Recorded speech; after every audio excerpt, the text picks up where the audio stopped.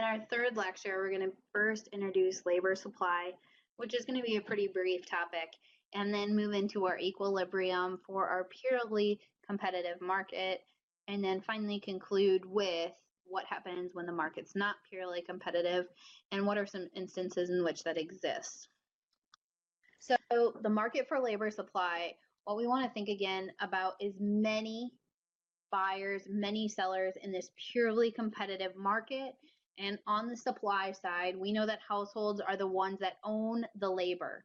So they own all of the resources, the land, the labor, the capital, and the entrepreneurial ability. We're going to focus on labor as we have with the previous lectures, but households are the ones that supply the labor to the market. And you can remember this because yourself, would you rather be paid a wage that's high or low? I'd rather be paid a much higher wage. As my wage goes up, I'm willing to supply more labor, and so we're going to build the supply curve as a household.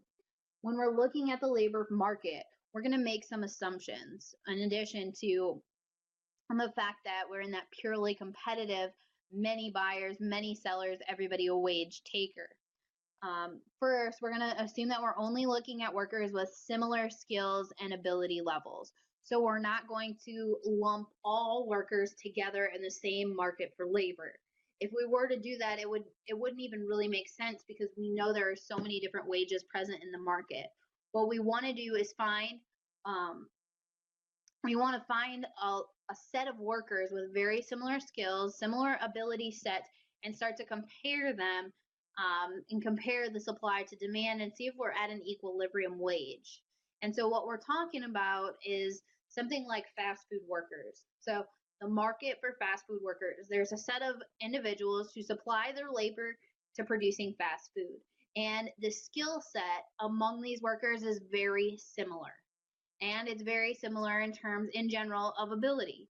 And so it's very similar to work at, say, Chick-fil-A and then move to a different, at Wendy's. I'm just trying to think of something here that's on campus.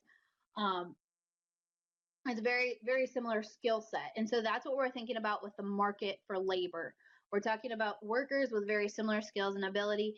And once we do this, that's going to allow us to help build the supply curve, the demand curve, putting them together and determining the equilibrium wage.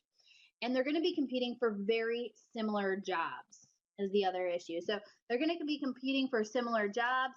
And when we put these then together, it's going to be that downward sloping demand curve. And so let's think about this again. At high wages, businesses don't want to employ very many workers, right? But as the wage lowers, they can produce the good for a lower cost, and that will allow them then to produce more, and they'll demand more labor. And so the demand curve is downward sloping. Us as individuals, we prefer high wages. And so as the wage goes up, as we increase the wage in the market, the quantity of labor that we supply increases. And we can look at that equilibrium as the intersection between our supply and demand curve. So our supply and demand curve don't look any different than what we did in the product market. What has changed is who supplies labor and who demands labor. And that's the only piece of the puzzle that's changed. All right, so now the question becomes, are all of these labor markets actually purely competitive? And the answer is no. No, the markets are not all purely competitive. Again, we as individuals that are supplying our labor, we try to differentiate ourselves. We try to say, okay, I'm different than everybody else. But that's not really what we're talking about in terms of how do we how do we get away from that purely competitive market. What I'm thinking about in terms of not being purely competitive is going to be when there's one employer who demands all of the labor. There's only one business or one employer in this market that has the demand for the labor. And so what we typically think about is in a small town, there's one factory and the great majority of people work for that one factory. Or maybe it's a farm, or maybe it's a mine or something like that. And we see that employer has buying power. They have the ability to set the wage. So a single buyer is going to be the case. And another condition for this employer having buying power is that labor is relatively immobile. And so if workers have the opportunity to move to a different town to get a job or drive further to work, then it lessens the power of this employer. But when labor is immobile, when it's hard to find another job in another town or the people in the town can't leave, it's a little bit easier for that employer to maintain buying power. When this is the case, a firm becomes a wage maker. So they're going to set the wage. And since our firm is the demander of labor and they prefer low prices, when we have this situation in which there's one employer in a town, they're going to set the wage at less than equilibrium. They're going to try and drive down those wages as low as possible. In this situation, it might sound a lot like a monopoly that we've already talked about, that single firm. However, our firm is no longer in the product market. We're in the resource market, and there's one buyer of labor. In this case, it's called a monopsony. A monopsony is the case where we have one buyer who has control of the market.